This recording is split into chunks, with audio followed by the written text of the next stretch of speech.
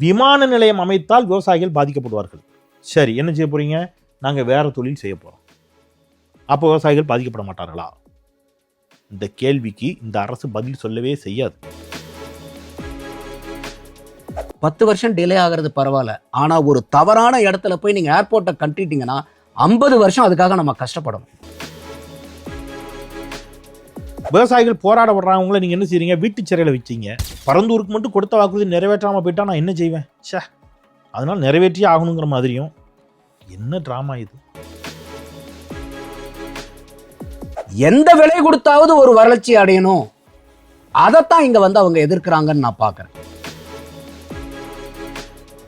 தனியார்த்த தண்ணீர் விநியோகத்தை தாரவார்த்திருக்கீங்க. அந்த வளர்ச்சி குறைந்த பாதிப்புல அதிக வளர்ச்சி எப்படி கொண்டு வரதுங்கிறதா ஒரு அரசாங்கத்தினுடைய பார்வை. That means environmental clearance apply பண்ணி ரிஜெக்ட் ஆச்சா?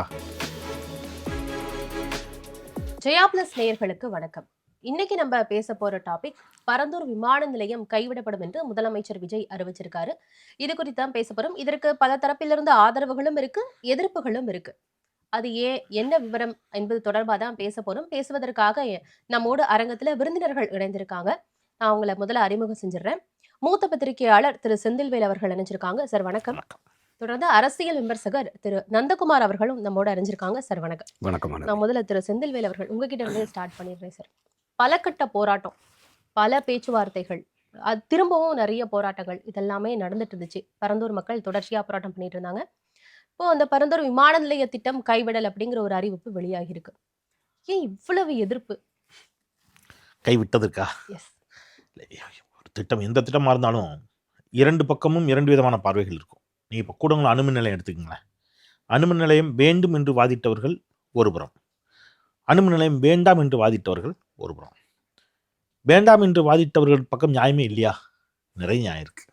அவங்க கேட்ட கேள்வி அது எந்த கேள்விகளுக்கும் இந்த நிமிடம் வரைக்கும் என்ன இல்லை, பதில் அட்ரஸ் பண்ணப்படலை.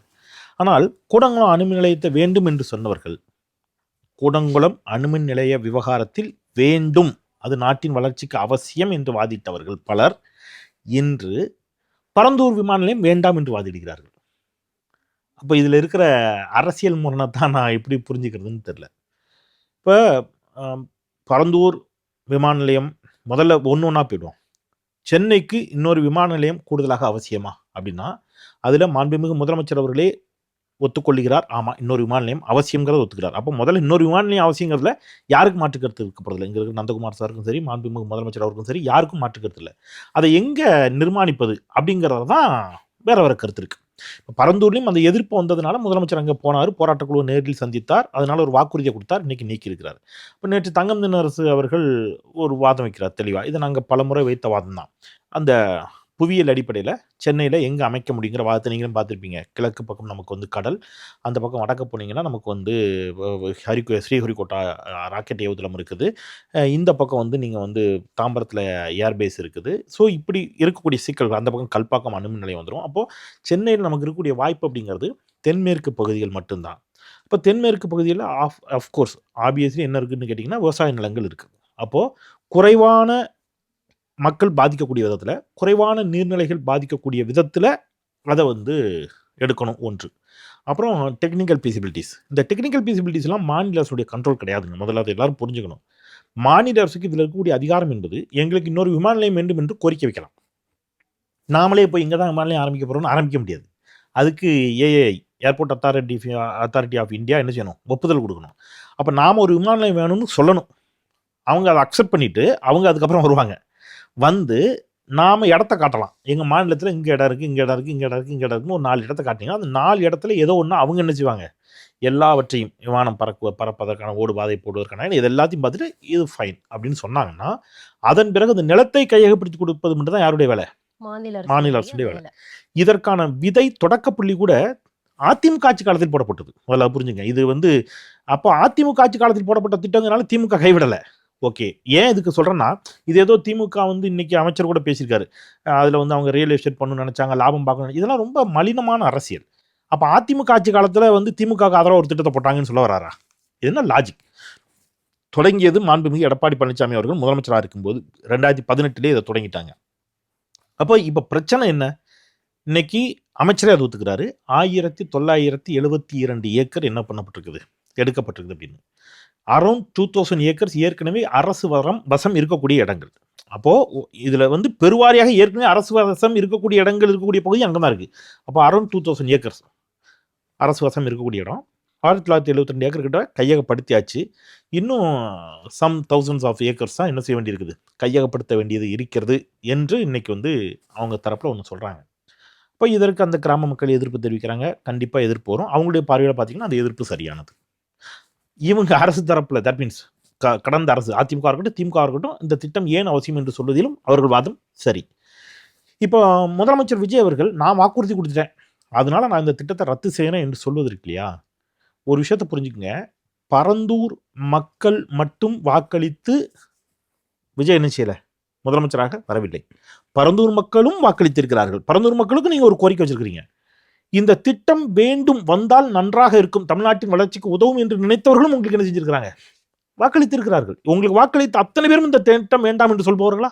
இல்ல நீங்க சொல்றபடி பார்த்தா நான் வந்து ஆட்சிக்கு வந்தா பரந்தூர் விமான நிலைய திட்டத்தை ரத்து செய்வேன் ஆமா. அப்படின்னு வாக்குறுதி கொடுத்தாரு. இப்ப அவர் அதை நிறைவேற்றி ஆமா இருக்கிறார். ஆமா இப்ப கொடுத்த வாக்குறுதியை நிறைவேற்றி தப்பு இருக்கிறார். இல்லை, அப்படி எடுத்துக்கலாம். இப்போ திமுக வந்து பரந்தூர் விமான நிலையம் வேண்டும்னு சொல்லுது, கரெக்டா? இப்போ இவர் வேணான்ட்டார். இப்போ ஒரு 5 வருஷம் கழிச்சு ஒரு வேளை திமுக ஆட்சிக்கு வருது, திருப்பி நாங்க வேணும்னு சொன்னோம் அப்படின்னு பரந்தூர்ல திருப்பி ஆரம்பிக்கிறாங்க. அப்படி வச்சுங்க, ஒரு 5 வருஷம் ஆரம்பிச்சு பணிகள்லாம் நடக்குது, ஒரு பாதி பணி முடிஞ்சிருக்கு. திருப்பி விஜய் ஆட்சிக்கு வந்துட்டாரு, நாங்க வேண்டாம்னு சொன்னோம், கிடப்புல போடு. அப்புறம் அதிமுக ஆட்சிக்கு வருது, நாங்க வேணும்னு தான் சொன்னோம், அவங்க கொஞ்சம் தூரம் எடுக்காங்க. அப்புறம் வேற ஒருத்தர் ஆட்சிக்கு வர்றாரு, அவர் வேண்டாங்கிற. இப்படி அரசியல் இப்படி பண்ண முடியாது மேடம். இல்ல சார், இப்ப இல்ல ஒரு நிமிஷம், நான் ஏன் நீங்க கேட்ட கேள்வி புரியுது. நான் என்ன சொல்றேன்னா, ஒரு ஆட்சி அப்படி பண்ண முடியாது, ஒரு அரசியல் பண்ண முடியாது. நீங்க மாண்புமிகு நரேந்திர மோடி அவர்கள் ஒரு புதிய நாடாளுமன்ற கட்டடத்தை கட்டுகிறார். இப்போ ஒருவேளை காங்கிரஸ் ஜெயிச்சிருக்குன்னு வைங்க, எங்களுக்கு இதுல நம்பிக்கை இல்லை, நாங்க பழைய நாடாளுமன்ற கட்டத்தில் தான் இருப்போம் அப்படின்னு ஜெயலலிதா அம்மா பாணியில தலைமைச் செயலகத்தை வந்து மருத்துவமனையா மாத்தின மாதிரி மாத்திட்டாங்கன்னு வைங்க, என்ன பண்ணுவீங்க? அப்போ ஏற்கனவே இங்க இந்த ஆட்சியாளர்களுக்கு இருந்த சண்டைகள் இருக்குல்ல, நமக்கு வந்து மதுரவாயில் பறக்கும் சாலை என்ன ஆச்சுன்னு தெரியும், நாங்குநேரி தொழில்நுட்ப பூங்கா என்னாச்சுன்னு தெரியும், தலைமைச் செயலகம் என்ன ஆச்சுன்னு நம்ம பார்க்குறோம். அப்போ முந்தைய ஆட்சியினுடைய திட்டங்கள் நல்ல திட்டங்களாக இருந்தால் அவற்றை நான் தொடருவேன்னு யார் சொல்றா? இந்த முதலமைச்சர் சொல்லுகிறார். இதற்கு முன்பு திமுகவும் அதை தொடர்ந்தது, இவங்களும் என்ன செஞ்சாங்க, தொடர்ந்து இருக்கிறாங்க, பல திட்டங்கள் தொடர்றாங்க. அதுல இது ஒரு திட்டமாக நீங்க வந்து அதை தொடர்வதுதான் தமிழ்நாட்டின் வளர்ச்சிக்கு உகந்ததாக இருந்திருக்கும். அவங்க இப்ப பரந்தூர் விமான நிலையம் அங்கதான் விமான நிலையம் வேண்டாம் அப்படிங்கிறாங்க. ம். இரண்டாவது விமான நிலையம் வேணும் அப்படிங்கறதுல அவங்களுக்குமே மாற்று கருத்து மாற்று இல்ல. கருத்து நீங்களுமே இல்ல. அதை குறிப்பிட்டீங்க. ஆமா. இப்ப அதுக்கான மாற்று இடம் நாங்க பார்த்துட்டு இருக்கோம், ஆமா. விரைவில் அறிவிப்போம்னு தானே இல்ல சொல்லியிருக்காங்க. என்ன பண்ணிருக்கலாம்னா, இப்ப நீங்க வந்து அடுத்த வாரமே இதை நாங்க உங்ககிட்ட கேட்டிருந்தா எங்களுடைய தவறும் இருக்குது. இப்ப நீங்க வந்து 100 நாளை தாண்டிட்டீங்க. பரந்தூர் வந்து நீங்க கொடுத்த மிக முக்கியமான ஒரு வார்த்தை. நான் என்ன சொல்றேன் அப்படின்னா, இந்த 100 நாள்ல ஓரளவிற்கேனும் நீங்கள் மாற்று இடத்தை அட்ரஸ் பண்ணி அடையாளப்படுத்தி, ஒரே இடம்னு கூட இல்லை, ஒரு 2-3 இடங்களை நீங்க ஆலோசித்து, இந்த மாதிரி மாற்று இடங்கள் குறித்து எங்களுக்கு என்ன இருக்கு, ஒரு அறிக்கை எங்ககிட்ட இருக்குது, அல்லது மாற்று இடங்களை குறித்து நாங்கள் இத்தனை மாதத்திற்குள் உங்களுக்கு என்ன செய்வோம், ஒரு தெளிவான அறிக்கையை கொடுப்போம், அதற்கான ஒரு குழுவை போட்டிருக்கிறோம், அது வந்து மாற்று இடம் குறித்து ஆய்வு செய்கிறது, இப்படி ஏதாவது நீங்க நம்பிக்கையூட்டும் வார்த்தைகள் சொல்லியிருக்கலாம் இன்னைக்கு. இல்ல சொல்லியிருந்தாரு, இல்ல என்ன இந்த சொன்னாங்க? மாதிரி மாற்று இடம் குறித்தும் நாங்க ஆய்வு இல்ல செஞ்சுட்டு இருக்கோம், அதுதான், யார் அது? நீங்க அபிஷியலா ஜீவோ வரணுங்க. நான் சொல்றது ஒரு ஒரு ஒரு தனி பெரிய டீம் ப்ராஜெக்ட்ல, அமைக்கணும். ஆமா அதுக்குன்னு ஒரு டீம் அமைச்சிருக்கணும். நீங்க அப்படி ஏதாவது நீங்க அறிவிச்சீங்களா? ஆய்வு செய்யறோம்னு சொல்லி யார் ஆய்வு செய்யறா? யாருடைய தலைமையில என்ன டீம் இருக்கு? சொல்லல. இன்னொன்னு நான் ரொம்ப தெளிவா ஒரு விஷயத்தை கேட்க விரும்புறேன். திரு விஜய் அவர்கள் இந்த திட்டம் வேண்டாம் என்று சொன்னதுக்கு ஒரே ஒரு ரீசன் தான். என்ன ரீசன்? விவசாயிகள் எதிர்க்கிறார்கள், விவசாயிகளுடைய இடம் பறிபோகிறது. இது மட்டும்தானே மேடம் ரீசன்? கரெக்டா சொல்லுங்க. இன்றைக்கு மாண்புமிகு அமைச்சரும் அதே தான் சொல்றாரு. ஆதவர்ஜனா பேசுகின்ற பொழுது விவசாயிகள் பாதிக்கப்பட்டால் எங்கள் முதலமைச்சர் ஏற்றுக்கொள்ள மாட்டார். இப்போ ஏற்கனவே கையகப்படுத்தியிருக்கிறீங்களே இடம், அவங்க விவசாயிகள் தானே, அவங்க அங்கேருந்து வெளியேறிட்டாங்கல்ல, அப்போ அந்த இடத்த அவங்களுக்கு திருப்பி கொடுக்கறதுனா முறையா இருக்கும். அதை திருப்பி கொடுப்பீங்களான்னு ஒரு கேள்வியை கேட்டார் இன்னைக்கு எடப்பாடி பழனிசாமி. கடைசி வரைக்கும் அமைச்சர் நிர்மல்குமார்ட்ட அந்த கேள்விக்கு பதிலே இல்லை. யார் எந்திரிச்சு பதில் சொன்னாங்கன்னு கேட்டீங்கன்னா, தொழில்துறை அமைச்சர் கீர்த்தனா தேவி எழுந்து பதில் சொன்னார்கள். அவங்க என்ன சொல்றாங்கன்னா, இல்ல அங்க வேறு மாற்று தொழில் சார்ந்த திட்டங்கள். அப்போ எப்படி நீங்க அந்த இடத்த வேற ஒரு தொழிலுக்கு தானே பயன்படுத்த போறீங்க? இப்ப அங்க ஒரு தொழிலுக்கு பயன்படுத்துகின்ற பொழுது நீர்நிலைகள்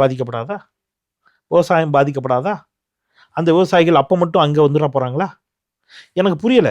நீங்க ஒரு பக்கம் உறுதியா நின்னீங்கன்னா, அங்க விவசாய நிலத்தை அழித்து நான் எதுவும் செய்ய மாட்டேன் என்று சொல்லிட்டா சல்யூட்.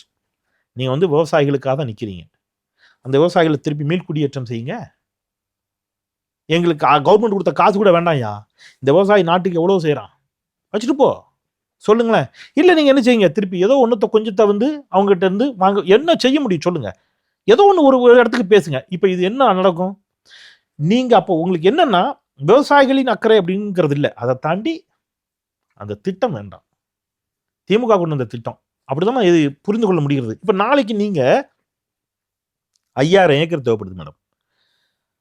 ஒரு ஊர் கூட இல்லாம, ஒரு ஏக்கர் கூட விவசாய இடம் இல்லாமல், ஒரே ஒரு நீர்நிலை கூட இல்லாமல் 5000 ஏக்கர் நிலத்தை சென்னை சரௌண்டிங்கில் இவங்களால அடையாளப்படுத்தவே முடியாது. அப்படி அடையாளப்படுத்தி ஏதோ ஒரு இடத்துக்கு நீங்கள் போகிறீங்க, அந்த ஊர் மக்களும் நாளை போராடுவாங்க. நந்தகுமார் சார் கிட்டையும் பேசிட்டு வரேன். தாவேக அரசு மீது ஏற்கனவே தொழில் வளர்ச்சி சார்ந்த நிறைய விமர்சனங்கள் இருக்கு. முதலீட்டாளர் மாநாட்டில் நடந்த விஷயங்கள் எல்லாமே சில விமர்சனங்களுக்கு தான் உள்ளானதை நம்ம பார்த்தோம். இப்போ இந்த பரந்தூர் விமான நிலையம் திட்டம் கைவிடல் இதுவுமே அது சார்ந்துதான் இருக்கு. அப்போ தொழில் வளர்ச்சி சார்ந்த ஒரு விஷயங்களை ஹேண்டில் பண்றதுல தாவேக அரசு தடுமாறுதோ இன்னும்?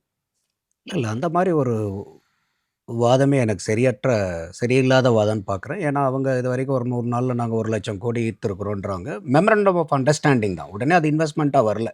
அதில் எவ்வளோ இம்ப்ளிமெண்டேஷனுக்கு கன்வெர்ட் ஆகுதுங்கிறது we need to wait and watch. So ஒரு 97 MOU சைன் பண்ணியிருக்காங்க. 1,00,000 கோடி 100 நாளுங்கிறது not an ordinary number. So அதிலலாம் சிறப்பாக தான் செயல்பட்டிருக்காங்க. இந்த பரந்தூர் விமான நிலையத்தை பொறுத்த வரைக்கும் இப்போ செந்தில் சொன்ன மாதிரி கூட தாவேக அரசாங்கம் சென்னைக்கு 2வது ஏர்போர்ட் வேணுங்கிறதுல எந்த மாற்று கருத்தும் இல்லை.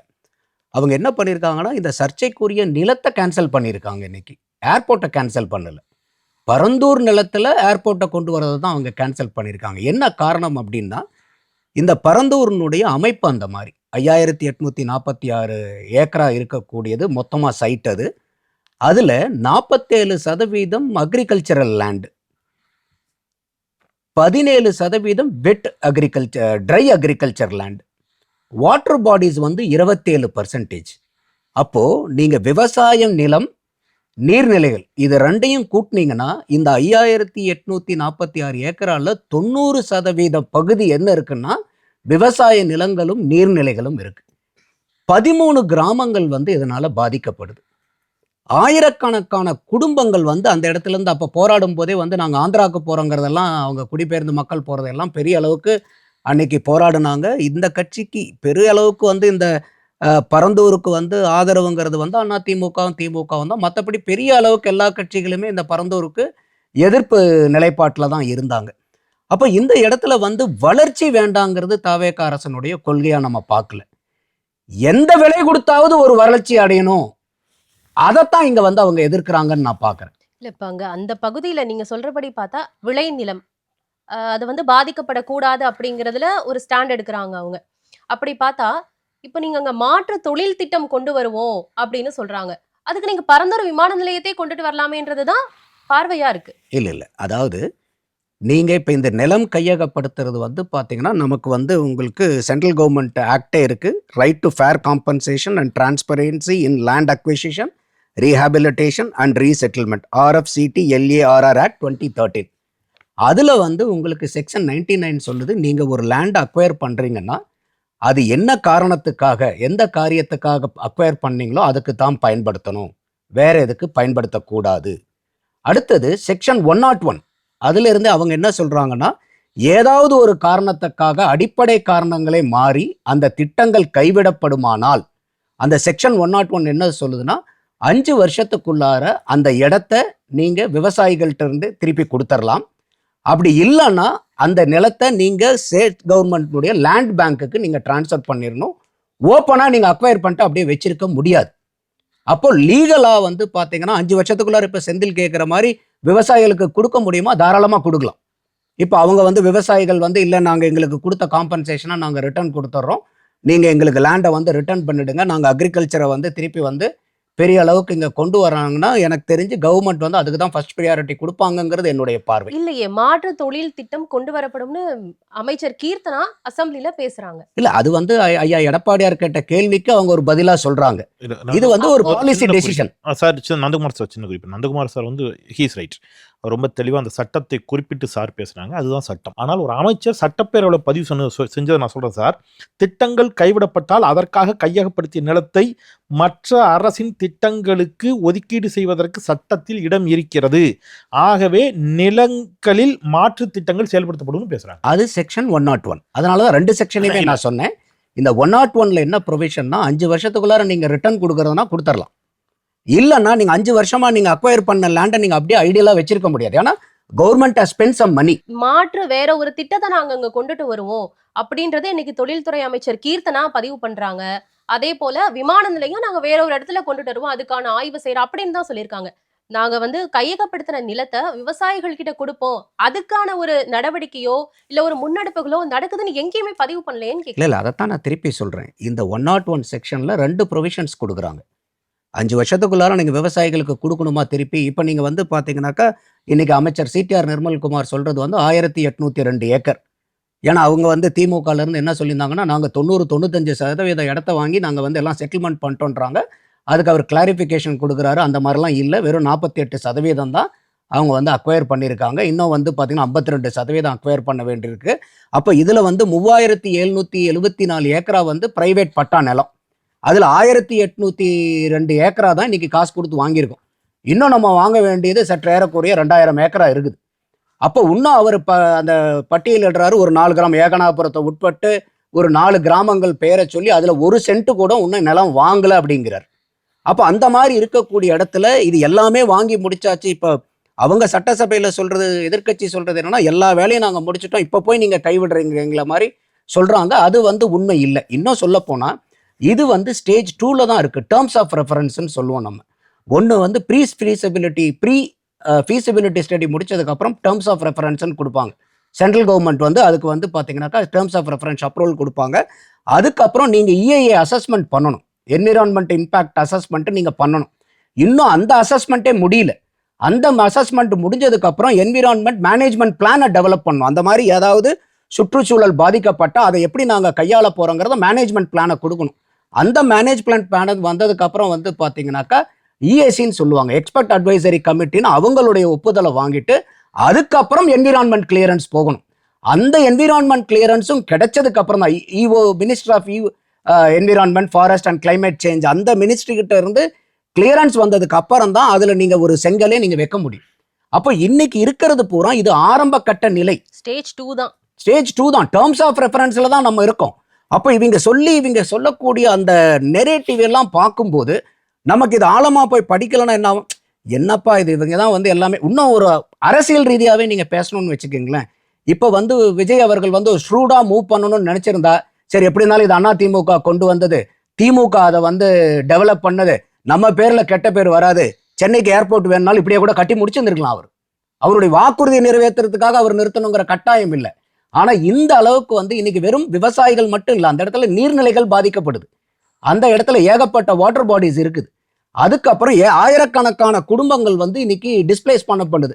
ஐயா ஸ்டாலின் அவர்கள் கூட அவருடைய ட்வீட்ல வந்து இர்ரிவர்சபிள்ங்கிற ஒரு வார்த்தையை, மீள முடியாத நஷ்டத்துக்கு சென்னை தமிழகம் போகுதுன்னு. எது மீள முடியாதது? ஒரு ஏர்போர்ட்டுக்கு உண்டான இடத்தை மாற்ற முடியும், ஆனா நீங்க நீர்நிலைகளை வந்து அழிச்சிடுறீங்க, விவசாய நிலங்களை அழிச்சிடுறீங்க, ஆயிரக்கணக்கான குடும்பங்களை வந்து வேற இடத்துக்கு குடிபெயர்த்துறீங்க. இதை மாற்றி கொண்டு வர முடியும். மாற்று இடம்னு சொல்றாங்கல்ல சார், இப்ப அங்க இது எந்த பிரச்சனையுமே இருக்காது. இருக்கும். ஆனா அதனாலதான் அவர் முதல்வரே அங்க அறிவிக்கும் போது என்ன சொல்றாருன்னா, இப்ப செந்தில் கூட அதான் சொன்னார், எந்த நீங்க ஒரு வளர்ச்சி திட்டம் கொண்டு வரும்போதும் ஒரு பாதிப்பு வரும், 100% பாசிட்டிவா எதுவுமே இருக்காது. அப்போ அவங்க சொல்றது, நான் சொல்றேன், இந்த இடத்துல 5846 ஏக்கரால 90% விவசாயம் மற்றும் நீர்நிலைகள் சார்ந்தது. அப்போ நீங்க வேற இடத்த ஆல்டர்னேட் பார்க்கும்போது இதை விட பாதிப்பு கம்மியா இருக்கக்கூடியது, இதை விட நீர்நிலைகள் குறைஞ்ச பாதிப்பு, விவசாயிகள் குறைஞ்ச பாதிப்பு, மக்கள் குறைஞ்ச எண்ணிக்கையிலான டிஸ்பிளேஸ்மெண்ட். அப்போ இதுதான் நம்ம பார்க்கும்போது ஒரு ப்ரோஸ் அண்ட் கான்ஸ் அனலைஸ் பண்ணுவாங்க. இப்போ டிஎம்கே கவர்மெண்ட்ல வந்து அவங்க என்ன பண்ணாங்கன்னா, அவங்க 4 இடத்த ப்ரப்போஸ் பண்ணாங்க. அதை ஏர்போர்ட்ஸ் அத்தாரிட்டி ஆஃப் இந்தியா வந்து அந்த 4 இடத்துல பரந்தூரை வந்து செலக்ட் பண்றாங்க. இப்ப ஐயா விஜய் அவர்கள் கூட சட்டசபையில் என்ன அனௌன்ஸ் பண்றாரு, நாங்க வந்து இன்னும் இடத்த வந்து நாங்க ஐடென்டிஃபை பார்த்துட்டு இருக்கோம். பண்றோம். பண்ணனதுக்கு அப்புறம் இன்னொன்னு என்ன சொல்றாங்கன்னா, இப்ப வந்து இப்ப பெங்களூர் நம்மளை விட டெவலப்டு சிட்டி, நீங்க அதுல ஒன்றும் மாற்று கருத்து இல்லையே. இன்னைக்கு இருக்கிற பெங்களூரை நம்ம கேட்ச் அப் பண்ணோம்னா கூட இன்னொரு 10-15 வருஷம் ஆகும். அந்த அளவுக்கு வந்து அது டெக்னாலஜிக்கலி, இண்டஸ்ட்ரியலி எல்லாமே டெவலப் ஆயிருக்கு. இன்னைக்கு அதனுடைய ஏர்போர்ட் கம்பைன்டு கேரியிங் கெப்பாசிட்டி வந்து பார்த்தீங்கன்னா 44 மில்லியன் பேசஞ்சர்ஸ் பெர் ஆனம். சென்னையினுடைய தற்போது கெப்பாசிட்டி எடுத்தீங்கன்னா 30. இது டெர்மினல் 3 முடிஞ்சதுன்னா 35. இப்போ வந்து இன்னொரு டெர்மினல் 5க்கு வந்து ப்ரொபோசல் கொடுத்துருக்காங்க. அதை முடிச்சா 55 மில்லியன். இப்போ நம்ம அங்க ப்ரப்போஸ் பண்ணியிருக்கிறது 100 மில்லியன் பரந்தூர் சைட்டு. அப்போ இன்னைக்கு வந்து உடனே இந்த வரல, ஒரு இது வந்து இன்னும் காலம் எடுத்துக்கும். இப்போ இன்னொரு குற்றச்சாட்டும் நம்மளுடைய பார்வையை கூட என்னன்னா, இந்த அளவுக்கு வந்து ஒரு இனிஷியல் ப்ராசஸ்லாம் பார்த்தீங்கன்னா ஒரு 2017-18 ஆரம்பிச்சு இன்னைக்கு வந்து ஒரு 7-8 வருஷமா அந்த ப்ராஜெக்ட் அப்படி அப்படியே வந்து எதிர்ப்புக்கு வந்திருக்கும் போது திருப்பி இன்னொரு இடத்துக்கு போனா இன்னொரு 10 வருஷம் ஆகுமே, டிலே ஆகுமே.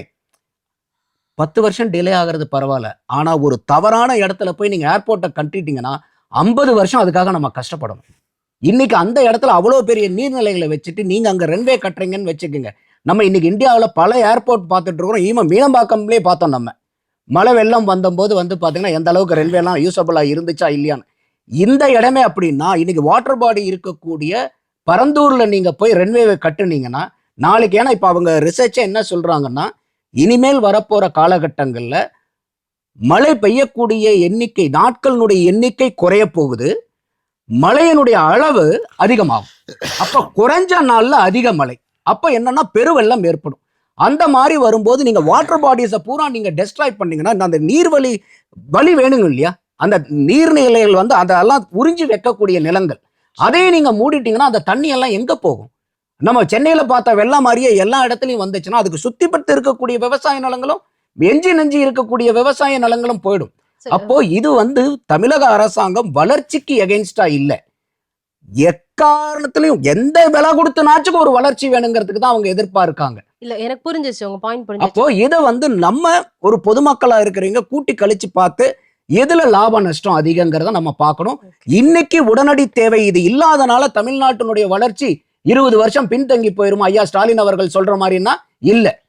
இப்ப கூட சமீபத்துல ஒரு விஷயம் கேட்டே ஆகணும். ஏன்னா ஏற்கனவே அண்டை மாநிலங்களுக்கு, நமது மாநிலங்களுக்கு வர வேண்டிய பல முதலீடுகள் அண்டை மாநிலங்களுக்கு போகுது அப்படிங்கிறாங்க. இப்போ இந்த பரந்தூர் விமான நிலையம் இப்ப இங்க இல்ல அப்படின்னா நீங்க சொன்ன மாதிரி இதுக்கப்புறம் மறுபடியும் ஒரு மாற்று இடம் தேடணும், அதுல வந்து நிலம் கையகப்படுத்தணும். நிலம் கையகப்படுத்துறது தான் இருக்கிறதுலே ஒரு பெரிய பணி. சோ நீங்க அதெல்லாம் பண்றதுக்கு இன்னும் ஒரு 10 வருஷம் ஆகும். நீங்களே குறிப்பிட்டீங்க இதெல்லாம் பண்ணி ஒரு விமான நிலையம் செயல்பாட்டுக்கு வர்றதுக்கு. அப்போ மேற்கொண்டு நமக்கு எப்படி முதலீடுகள் இப்ப வரும்? வெளிநாட்டு முதலீடுகளை ஈர்க்கிறதுல பெரிய போட்டிகள் இருக்குங்கிறது நமக்கு எல்லாருக்கும் தெரியும். ஒரு மாநிலத்தினுடைய வளர்ச்சிக்கு, ஒரு நகரத்தினுடைய வளர்ச்சிக்கு ஏர்போர்ட் முக்கியம். ஆனா ஏர்போர்ட்டை மட்டும் வச்சுக்கிட்டு தான் இன்வெஸ்ட்மெண்ட்டுக்கு வருவாங்கங்கிறதெல்லாம் கிடையாது. சென்னையில இருந்து ஃப்ளைட் வந்து கேன்சல் செய்யப்பட்டிருக்குது. என்ன காரணம்னா பேசஞ்சர்ஸ் இல்லை. சென்னை வந்து 20% வந்து பேசஞ்சர்ஸ் டிராப் இருக்கு கம்பேரிட்டிவ் டு லாஸ்ட் இயர். அப்போ இன்னைக்கு வந்து நம்மளுடைய இருக்கக்கூடிய கெப்பாசிட்டியை யூட்டிலைஸ் பண்ண முடியுதா? இப்போ நீங்க ஒன்றும் இல்லை, நீங்க பாம்பே ஏர்போர்ட்லேயும் போய் உட்காருங்க, பெங்களூர் ஏர்போர்ட்லேயும் உட்காருங்க, டெல்லி ஏர்போர்ட்லேயும் உட்காருங்க. எவ்வளவு நிமிஷத்துக்கு ஒரு டேக் ஆஃப் லேண்டிங் ஆகுதுன்னு கால்குலேட் பண்ணுங்க. சென்னையை கால்குலேட் பண்ணுங்க. நான் கம்பைன்டு கெப்பாசிட்டியவே சொல்றேன் நான். அப்போ உங்களுக்கு அதனால தான் அவங்க என்ன சொல்றாங்கன்னா இன்னொரு டெர்மினல் 5 ஸ்டார்ட் பண்ணி செகண்ட் ரன்வே கொண்டு வரணுன்றாங்க.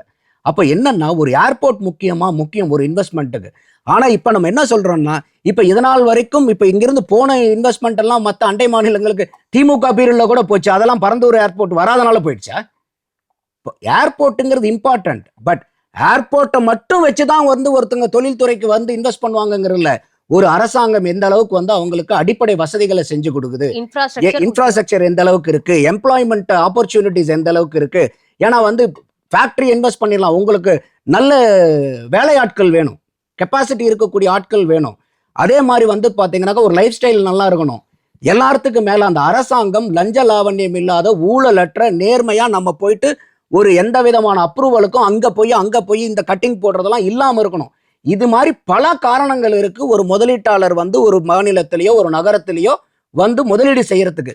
வெறும் பரந்தூர் ஏர்போர்ட்டை மட்டும்தான் பார்த்து தமிழகத்துக்கு வரக்கூடிய அத்தனை இன்வெஸ்ட்மெண்ட்டும் வரும் மாதிரி இருக்கு. நீங்க சொல்றதே வந்து முற்றிலும் முரண்பட்ட கருத்து அது. இப்ப அதனாலதான் சொன்னேன், நீங்க போன வீக்கினுடைய இதை படிங்க.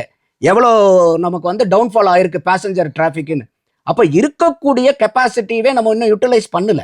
சரி, நான் அதனாலதான் திருப்பி திரும்ப சொல்றேன். வரேன் உங்கள்ட்ட. இப்ப 2வது ஏர்போர்ட் நம்ம ஃபியூச்சரிஸ்டிக்கா வேணுமா, அதுல எந்த மாற்று கருத்தும் எனக்கும் இல்ல, அரசாங்கத்துக்கு இல்ல. ஆனா அந்த நீர்நிலைகளை அழிச்சு 90% விவசாய நீர்நிலைகளை அழிச்சு அது மேல ஒரு ஏர்போர்ட் கட்டணுமாங்கிறதா இங்க ஒரு கேள்வி. சரி, நான் திரும்ப வரேன் சார்.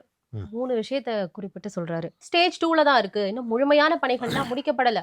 அதன் பிறகு நாங்க ஒன்னும் இந்த திட்டத்தை ரத்து பண்ணல, ஸ்டேஜ் 2ல தானே இருக்கு ஆமா. அப்படிங்கிறாங்க. அடுத்தது விளைநிலம், நீர்வழித்தடங்கள், அதெல்லாம் அழிச்சிட்டு தான் நீங்க ஒரு திட்டத்தை கொண்டுட்டு வரணுமா அப்படிங்கிற கேள்வி கேட்கிறாரு. இப்ப இந்த விமான நிலைய திட்டம் கைவிடல் அதன் காரணமாக இன்னும் நமக்கு வந்து பாதிப்பு தான், முதலீடுகளை ஈர்ப்பதில்ல அப்படின்ற விமர்சனங்களும் இருக்கு. ஆனா அதுக்கு இவர் சொல்ற பதில், விமான நிலையம் மட்டுமே காரணம் கிடையாது, அது ஒரு ஒரு அங்கம் தான் அப்படின்னு விஷயங்கள் சொல்றாரு. ஆமாம், விமான நிலையம் மட்டுமே காரணம் கிடையாது, கரெக்ட் தான். மின்சாரம் வேணும். மின்சாரத்துக்கு என்ன செய்யறது? அணுமின் நிலையம் வேணும். அணுமின் நிலையத்தை மக்கள் எதிர்க்கிறாங்க. மின்சாரம் மட்டுமே ஒரு காரணம் கிடையாது, அணுமின் நிலையத்தை மூடிடுவோம். அனல் மின் நிலையங்களால் சுற்றுச்சூழல் பாதிக்குது, அனல் மின் நிலையத்தை மூடிடுவோம். சுற்றுச்சூழல் பாதிக்குதா இல்லையா? அனல் மின் நிலையத்தால் பாதிக்குது, மூடுவோம். அணுக்கழிவுகளை எங்கே கொண்டு போய் வைக்கிறது? யார்ட்டையா பதில் இருக்குதா? கூடங்குளம் அணுக்கழிவுகளை எங்கே கொண்டு போய் வைக்கிறதுங்கிறத பற்றி? அவ்வளோ வளர்ந்த நாடுகளே அணு உலைகளை மூடிக்கிட்டு இருக்கான். எதுக்கு கூடங்குளத்தில் அணுமின் நிலையம்? அப்போ கூடங்குளத்து மக்கள் என்ன, அவங்க அவங்க குரல் மதிப்பு இல்லையா என்ன? அதையும் அங்கே கொண்டு போய் அவ்வளோ பெரிய இடியை அவங்க தலையில் இறக்குனீங்க, மூடுங்க. கரெக்டு தானே?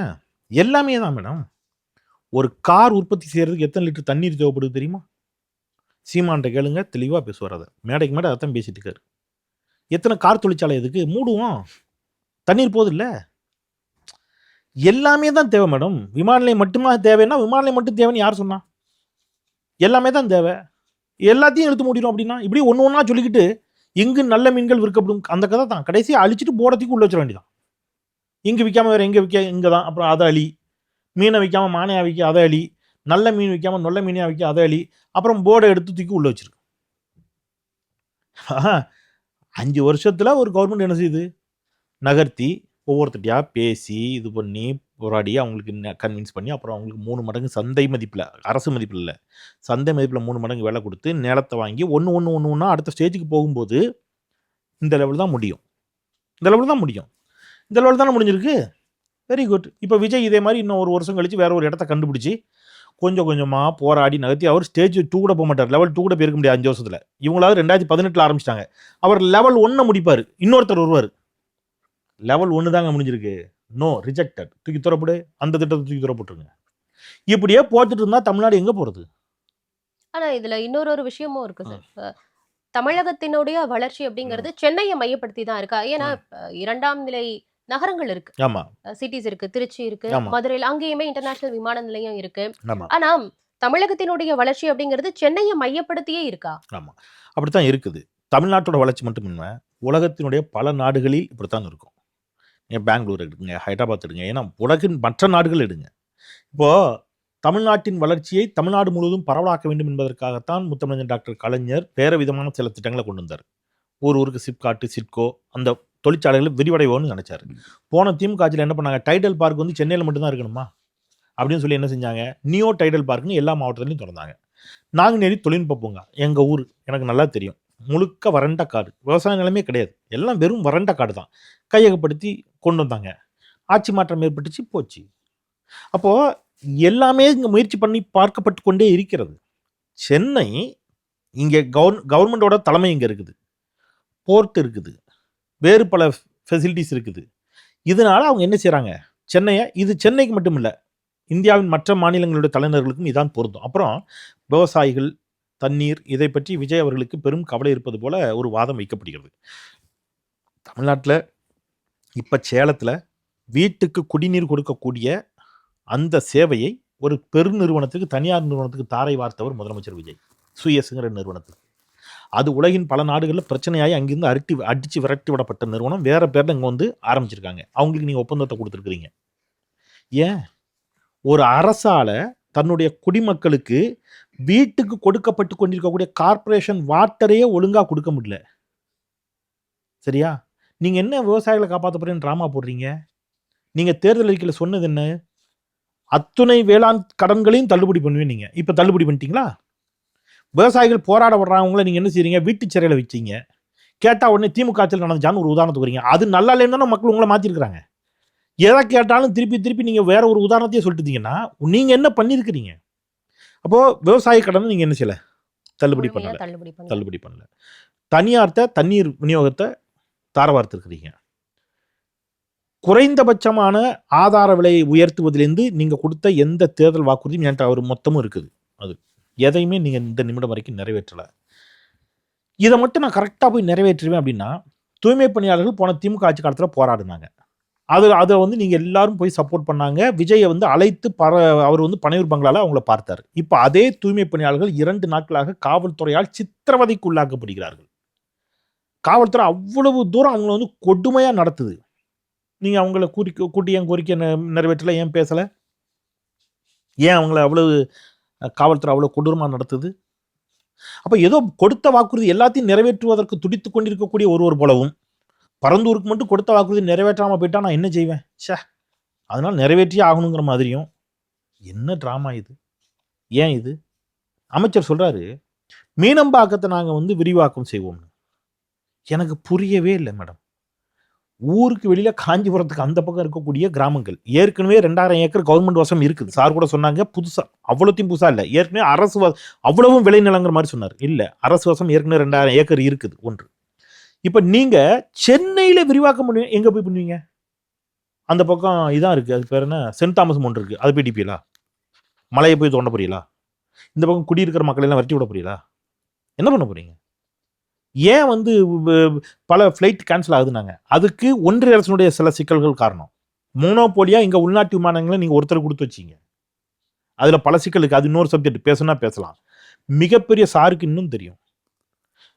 நான் உலகின் பல நாடுகளுக்கு டிராவல் பண்ணுவேன், அந்த அனுபவத்தில் சொல்றேன். சார் ஒன்று சொன்னார் பாருங்க, ஏர்போர்ட்ல தண்ணி நிக்குதுன்னு. வறண்ட பாலைவனம் துபாயில் மழை பெஞ்சா ஏர்போர்ட்ல தண்ணி நிற்கும். என்ன பண்ணுவீங்க? அமெரிக்கா விமானம் நீங்க சும்மா இப்ப அடிச்சு பாருங்க, அமெரிக்கன் ஏர்போர்ட்ஸ் இன் ஃப்ளட்னு அடிச்சு பாருங்க, அல்லது இதுன்னு. நம்மளை விட பரந்த நிலப்பரப்பு, மக்கள் தொகை மிக மிக குறைவு, நம்மளை விட மிகப்பெரிய டெக்னாலஜி, தண்ணி நிற்கும். இது இந்த வாதங்கள் இருக்குல்ல, இது அப்புறம் நீர்நிலைகளுக்குள் ரன்வே அமைக்கிற மாதிரியே ஒரு தோற்றத்தை கொண்டு வராங்க. யார் அமைக்க போறா அப்படி? அப்போ ஏர்போர்ட் அத்தாரிட்டி ஆஃப் இந்தியா வந்து அவ்வளவு மோசமா செயல்படுதுன்னு சொல்ல வரீங்களா? அது யார் கையில் இருக்கு? திமுக கையிலையா, அதிமுக கையிலையா, இல்லை பாஜக கையிலையா? நம்முடைய யூனியன் கவர்மெண்ட் ஆஃபீஸர்ஸ் வந்து அவங்க வந்து இது இப்படி தான் போட போறாங்கன்னு சொல்ல போறீங்களா? சரி, இன்னும் ஒருபடி மேலே போய் சொல்றேன். கடலில் ரன்வே இருக்கிற ஏர்போர்ட்ஸ் இருக்கு தெரியுமா? கடலை ஒட்டி அல்லது கொஞ்ச தூரம் கடலுக்குள்ள. நீங்க பேசலாம் எல்லாமே, விவசாயிகள் பாதிக்கப்படக்கூடாதுங்கிறதுல நானும் உறுதியா இருக்கிறேன், அது வேறு. ஆனால் அப்படி அதுதான் முடிவுன்னு வந்துட்டீங்கன்னா என்னுடைய கேள்வி ஒண்ணே ஒன்று தான். அப்ப நான் இப்ப திருப்பி சொல்றேன், அப்ப அங்கதான் அமைச்சாகணும்னு நீங்க சொல்றீங்களா சார் அப்படின்னு கேட்டீங்கன்னா நான் ஒன்று சொல்றேன், அங்க அமைக்காம போங்க, அந்த லேண்டை ஃபுல்லா திருப்பி கொடுத்துருங்க. எனக்கு திருப்பி திருப்பி ஒரே கேள்விதான், விமான நிலையம் அமைத்தால் விவசாயிகள் பாதிக்கப்படுவார்கள். சரி, என்ன செய்ய போறீங்க? நாங்க வேற தொழில் செய்ய போறோம். அப்போ விவசாயிகள் பாதிக்கப்பட மாட்டார்களா? இந்த கேள்விக்கு இந்த அரசு பதில் சொல்லவே செய்யாது. இல்லை, இப்போ செந்தில் சொல்கிறதுல வந்து நான் தெளிவாகவே முதல்ல சொன்னேன், 3777 ஏக்கரா ப்ரைவேட் பட்டா லேண்ட். இந்த 2000 ஏக்கரா கவர்மெண்ட்டுங்கிறது வந்து விவசாய நிலம் மட்டும் இல்லை. அந்த 2000 ஏக்கராக்குள்ளார இன்னும் ப்ரிசைஸாக சொல்லணும், 1900 சில்லற ஏக்கராவில் வந்து 1500 சில்லற ஏக்கரா நீர்நிலைகள். அது வந்து விவசாய நிலங்கள் இல்லை. 1500 ஏக்கராக்கு மேலே வாட்டர் ஹோல்டிங் கெப்பாசிட்டி இருக்கக்கூடிய வாட்டர் பாடிஸ். அதுதான் இங்கே சேலஞ்ச். இப்போ சேலத்தில் வந்து வாட்டரை வந்து ப்ரைவேட்டைசைஸ் பண்ணிட்டாங்க. டிவிகே கவர்மெண்ட் வந்ததுக்கப்புறம் தான் இதை செய்கிறாங்களா? கோயம்புத்தூரில் ப்ரைவேட்டைசைஸ் பண்ணது யார்? திருச்சியில் ப்ரைவேட்டைசைஸ் பண்ணலான்னு சொல்லிட்டு மக்கள் போராட்டத்துக்கு அப்புறம் நிறுத்தின கவர்மெண்ட் யார்? அப்போ இதெல்லாம் நம்ம பார்க்கணும் இல்லை? இப்போ செந்தில் சொன்னார் கடல்லையே ஏர்போர்ட் இருக்குது, அப்போ ரொம்ப சந்தோஷம், அந்த டெக்னாலஜி எடுத்துகிட்டு வந்துட்டு நீங்கள் கடலில் ஏர்போர்ட்டை பண்ணிவிடுங்க, பேசாமல் யாருக்குமே பாதிக்காது. நான் அதனால தான் தெளிவாக சொன்னேன், வளர்ச்சி வேண்டாதுங்கிறது யாருடைய பார்வையும் இல்லை. அந்த வளர்ச்சி குறைந்த பாதிப்புல அதிக வளர்ச்சி எப்படி கொண்டு வரதுங்கிறது தான் ஒரு அரசாங்கத்தினுடைய பார்வை. பாதிப்பு எப்படியும் அங்கேயும் பாதிப்பு இருக்கும் தானே, ஆமா. அதான் சொல்றாரு. இன்னைக்கு ஒரு 1500 சில்லற ஏக்கராவுடைய நீர்நிலைகளை போய் நீங்க டெஸ்ட்ராய் பண்ணிடுறீங்க. 1500 நீர்நிலைகளை உங்களால உண்டு பண்ண முடியுமா? 1500 நீர்நிலைகளா? 1500 ஏக்கரா. 1500 ஏக்கரா. 1500 ஏக்கரால எத்தனை நீர்நிலைகள் இருக்கு தெரியல என்ன எக்ஸாக்ட் நம்பர் அதுதான் சொல்றேன், புரியுதா? எக்ஸாக்ட் நம்பர் தெரியல. அப்படிதான், இதான் பிரச்சனை. நமக்கு வந்து அதனுடைய மொத்த அளவு தான் முக்கியம். இல்ல, அவங்க சொல்ற சில ரிப்போர்ட் சொல்றது 40 நீர்நிலைகள் வருதுன்றாங்க. இன்னைக்கு கூட அமைச்சர் சட்டசபையில பேசும்போது 381ங்கிறாரு. ஆனா அவரு சொல்ற எண்ணிக்கை வந்து ஒட்டுமொத்த மாவட்டத்தில் இருக்கக்கூடிய நீர்நிலைகளை சொல்றாரு. சரி, இப்ப நீங்க இந்த சைட்டுக்குள்ளார நீர்நிலைகள் சிறுசும் பெருசுமா 40 நீர்நிலைகள் வருது. எனக்கு நந்தகுமார் சார் ஒரே ஒரு கேள்வி. கூடங்குளம் அணுமின் நிலையத்தை நீங்க ஆதரிக்கிறீங்களா, எதிர்க்கிறீங்களா சார்? இன்னைக்கு இருக்கக்கூடிய சூழ்நிலையில அதை ஆதரிச்சு தான் அதை கொண்டு வந்து அவங்க வச்சிருக்காங்க. நீங்க அப்பவும் ஆதரிச்சீங்க, எனக்கு தெரியும். ஆதரிச்சேன். நான் ஆதரிச்சீங்க. நான் அங்க ஆதரிச்சேன். இருக்கணும் மனுஷன் இல்லையா சார்? அதைத்தான் நான் சொல்ல வந்தேன். அவ்வளவு பெரிய இப்போ இடி எங்க தலையில இறக்கி அதுதான். வச்சிருக்கீங்களா சார்? நீங்க கரெக்ட். அன்னைக்கு ஆதரிக்கிறீங்க, இப்போ இது பண்ணி என்னன்னா, எதிர்க்கிறீங்களா? இது என்ன ரீசன்னா, அதனாலதான் சொன்னேன் செந்தில் நிலம் பறிபோகுதா நந்தகுமார் நிலம் பறிபோகுதான்னு இல்ல. ம். ஒரு தமிழ்நாட்டுக்கு அந்த இடத்தை எடுக்கிறனால தமிழக மக்களுக்கு நஷ்டம் எவ்வளோ, லாபம் எவ்வளோ, என்னுடைய இடத்தை எடுக்கிறனால தமிழகத்துக்கு எவ்வளவு தமிழக லாபம் சார்? மக்களுக்கு கூடங்குளம் அணுமின் நிலையத்தை லாபம் எக்ஸ்ட்ரா இல்ல இல்ல தமிழ்நாட்டுடைய மின் தேவையில அணுமின் நிலையம் மொத்தம் எத்தனை பெர்சன்டேஜ் பூர்த்தி செய்து அதுக்கு நீங்க எத்தனை ஆயிரம் கோடி ஸ்பெண்ட் இல்லைங்க, பண்ணீங்க? அதனால் ஏற்படக்கூடிய பக்க விளைவுகள் என்ன? அணுமின் நிலையத்துக்கு கதிரியக்கத்தால் ஏற்படக்கூடிய பக்க இல்ல, விளைவுகள் இல்ல. என்ன? அந்த மக்களுக்கு காம்பன்சேஷன் என்ன? அந்த அணுக்கழிவை எங்க கொண்டு போய் நீங்க வந்து இதெல்லாம் நியாயமான இதெல்லாம் நியாயமான அப்புறம் எதுக்கு கொண்டு கோரிக்கை. வச்சீங்க? அதை இழுத்து அதையும் எல்லாரும் ஆதரிச்சீங்க. இப்ப இழுத்து முடுங்க. இப்ப இன்னைக்கு வரைக்கும் இன்னைக்கு அணுமின் நிலையத்துல அது கொண்டு வரதுக்கு முன்னாடி எத்தனையோ போராட்டங்கள் எவ்வளவு நடந்துச்சுல்ல, துப்பாக்கி சூடு நடந்துச்சுல்ல. பாதிப்புன்னு அன்னைக்கு சொல்லப்பட்டது. எல்லாரும் ஏன் ஆதரிச்சீங்க? இன்னைக்கு அந்த நந்தகுமார் சார் ஆதரிச்சாரு இல்லைங்க, அன்னைக்கு. அன்னைக்கு அந்த என்விரான்மெண்ட் அது அசஸ்மெண்ட்டுக்கு அப்புறம் ம். இன்னைக்கு ஏதாவது சேலஞ்சஸ் வந்திருக்கா? இல்ல இல்ல இல்ல நீங்க சொன்ன இல்ல இல்ல சேலஞ்சஸ் இல்ல எல்லாம் நான் ஒரு நிமிஷம். இன்னைக்கு Very இந்த இடத்தை பொறுத்தவரை IAEA அசஸ்மெண்ட் கூட இல்ல முடியல. இல்ல ஒரு நிமிஷம் சார், அருமையான வார்த்தை. என்விரான்மெண்டல் ஒரு கிளியரன்ஸ் வார்த்தை. இல்ல. ஒரு வார்த்தை கரெக்ட். கூடங்குளம் அணுமின் நிலையம் வச்சாச்சு. இப்போ ஏதாவது பிரச்சனை வந்திருக்கான்னு நீங்க கேக்குறீங்க. பிரச்சனை வந்ததுக்கு அப்புறம் நீங்க எல்லாம் பொறுப்பெடுத்துப்பீங்களா? ஒன்று. சரி, இப்போ வரேன். நீங்க இங்கே ஏர்போர்ட்டை நிறுவுங்க. நிறுவனதுக்கு அப்புறம் பிரச்சனை வருதா இல்லையான்னு பார்ப்போம். இல்ல இல்ல அதுக்கு தான் கவர்மெண்ட் என்ன சிஸ்டம் வச்சிருக்காங்க. இது செந்தில் பிடிச்ச மாதிரியோ நந்தகுமார் பண்ண பிடிச்ச முடியாது. மாதிரியோ செய்ய முடியாது. அதனாலதான் ஒரு ப்ராசஸ் கைட்லைன்ஸ் யார் கொடுத்திருக்காங்க. கொடுக்கறது? யாரா இருந்தாலும் சென்ட்ரல் கவர்மெண்ட் கொடுக்குறது. அவங்க இல்லைன்னு சொல்லிருக்காங்க. அப்போ central- ஏஐ இது இல்லைன்னு சொல்லிருக்காங்க. இன்னைக்கு வரைக்கும் IAEA அப்ரூவல் வரலையே. இல்ல சார், ஒரு இன்னைக்கு வரைக்கும் environment clearance வாங்கல. சார் ஒரு நிமிஷம். Expert advisory Sorry, committee sorry, clearance sorry, ஒரு வாங்கல. நிமிஷம். இல்ல இல்ல ஒரு நிமிஷம். சாரி, ஏஐ இந்த இடத்தை பார்த்து இது ஓகே அப்படின்னு சொல்லாம இந்த இடத்தை கையகப்படுத்துவதற்கான பணிகளை மாநில அரசு தொடங்க முடியுமா? அது மட்டும் ஃபேரா சொல்லு. இல்ல செந்தில் பேசுறது வந்து டெக்னிக்கல் ஃபீசிபிலிட்டி. அதைத்தான் நான் திருப்பி திருப்பி பேசுறேன். ஏஐ பண்றது சார், அது technical- அடுத்த ஒரே நிமிஷம். process sir. செந்தில் ஒரே நிமிஷம். முடிச்சிருட்டோம். ஒரு technical feasibility. Technical feasibility through ஆகிறனாலே அது சோசியல் அக்செப்டபிலிட்டியா மாறிடாது, என்விரான்மெண்ட் சஸ்டைனபிலிட்டியா மாறிடாது. அப்போ ஒரு டெக்னிக்கல் ஃபீசிபிலிட்டிங்கிறது ஏஐ அவங்களுடைய கைட்லைன்ஸை கொடுப்பாங்க. அப்போ ஏஐ டெக்னிக்கல் ஃபீசிபிலிட்டி ஓகேனாவா அப்புறம் எதுக்கு மத்த ப்ராசஸ் கட்டிட்டு போங்க? இல்ல, அடுத்த process. எதுக்காக மத்த இல்ல, process correct, வருது? correct. எதுக்காக சார், EIA அசஸ்மெண்ட் ஒண்ணு பண்ண ஒண்ணா சொல்றாங்க? பேசுவோம். எதுக்காக நந்தகுமார் சார். கிளியரன்ஸ் வாங்க நந்தகுமார் சொல்றாங்க? சார், ஒண்ணு ஒண்ணா.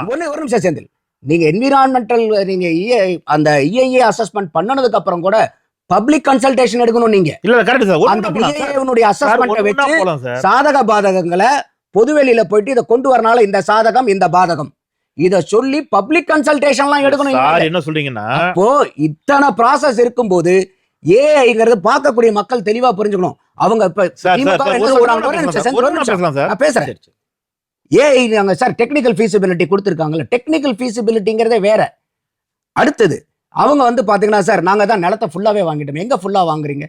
எவ்வளவு? நான் தான் சொன்னேனே, நீங்க வந்து ஒரு 10 படிக்கட்டு ஏறணும், இப்பதான் 1வது இல்ல படிக்கட்டு அதை முதல்ல cross சொல்லிட்டீங்க பாருங்க, முரண்படுறீங்க. சாரி, அதுக்கு தான் நான் குறிக்கிறேன்.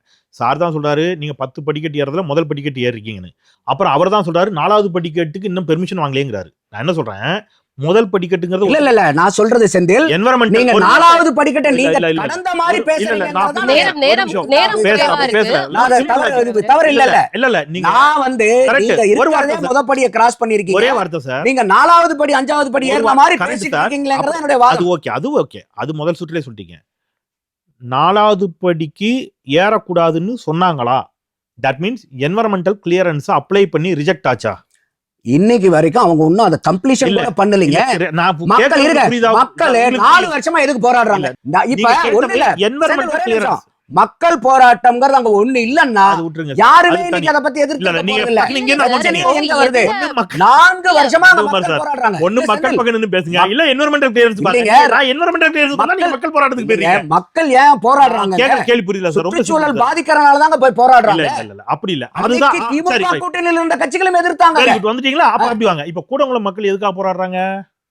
வேண்டான்னு போராடுறாங்க. எதுக்காக? என்வரன்மெண்டல் பாதிப்புக்காக தான் போராடுறாங்க. நீங்க அதுக்கு என்ன சொல்றீங்க? தாராளமா பண்ணுங்க. அதெல்லாம் ஒண்ணும் பாதிப்பு இல்லைங்கறீங்க.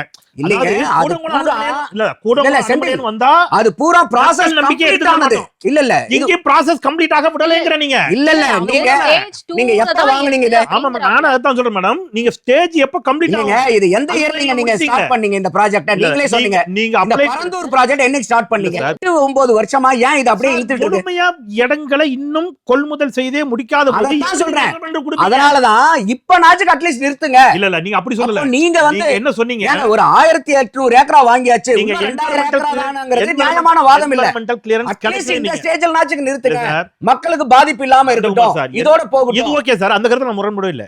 என்வரன்மெண்டல் கிளியரன்ஸ் ஏதோ அப்ளை பண்ணி இந்த நான் இடத்துல ரிஜெக்ட் ஆச்சுனே சொல்லல. நீங்க அப்படிதான் சொன்னீங்க. இல்ல எங்கயாவது ரிவைன் பண்ணி இல்ல போங்க. நீங்க அந்த டோன்ல இல்ல, சொன்னீங்க. இல்ல நீங்க அந்த உண்மையிலே டோன்ல சொன்னீங்க. அந்த ஸ்டேஜே வரல. ஒரே ஒரு அப்படி சொல்லுங்க. கிளியரன்ஸே வாங்கல. ஒரு நான் நொடி. ஸ்டெப் பை ஸ்டெப் சொன்னேன் செந்தில். இல்ல ஒரு நொடி நீங்க சார். நான் EIC சொன்னேன், EMA சொன்னேன், என்- EAC சொன்னேன், அதுக்கப்புறம் EC கிளியரன்ஸ் சொல்றேன், அதுக்கப்புறம் minister of environment forest and climate சேஞ்சுடைய இது நேரம் ஆயிடுச்சுங்க. நிறைய ஆளு ரெண்டு பேரும் ஒத்துழைப்பு. நான் ஒரு வார்த்தை சொல்லிடுறேன். இல்ல அவர் சொன்னது சுருக்கமா இல்ல, சார், நான் அவர் என்ன சொன்னது எப்படி கன்வே ஆகக்கூடாது நான் நினைச்சேன்னா, என்வரன்மெண்டல் கிளியரன்ஸுக்கு அனுமதி கிடைக்காதது போலவும் இந்த இடம் என்வரன்மெண்டல் அடிப்படையில் சுற்றுச்சூழல் அடிப்படையில் விமான நிலையம் அமைப்பதற்கு தகுதியற்ற இடம் என்பது போன்ற ஒரு தோற்றம் அவருடைய வாதத்தில் ஏற்பட்டு விடக்கூடாது இல்ல என்பதற்காக அதுல முடிச்சிடறேன் என்பதற்காக நான் சொன்னேன். அப்படி அதிகாரப்பூர்வமாக எந்த அறிவிப்பும் வரவில்லை. இன்னும் அந்த கிளியரன்ஸ் அந்த process ப்ராசஸ்லயே போல. ஏன் போகலன்னா இல்ல இல்ல அது வாட்டர் அது பாடி அது எல்லாம் நாலாவது படி. இருக்கறனால அது இது நாலாவது படி. இப்ப ரெண்டாவது படிமா நீ முதல் படிட்டீங்க நீங்க. முதற்படியிலேயே இவ்வளவு பிரச்சனை. இல்ல சார், அப்போ இது நீங்க எப்படி போக முடியும்னு பாருங்க. இல்ல சார், முதல் அப்ப முதல் படியிலேயே உங்களுக்கு கல்லு முரணும் கரடா இருக்கு. ஏகப்பட்ட மக்கள் 4 வருஷமா போராடிட்டு இருக்காங்க. அதுதான் கேக்குறேன். 90% இடம் விவசாய நிலம், தண்ணி நீர்நிலைகள் பாதிக்கும் போது இன்னும் நான் 10-8 படி போறாங்கிறது மக்களே விரும்ப மாட்டாங்க. போராட்டத்தை இன்னும் மக்கள் போராடுறாங்க.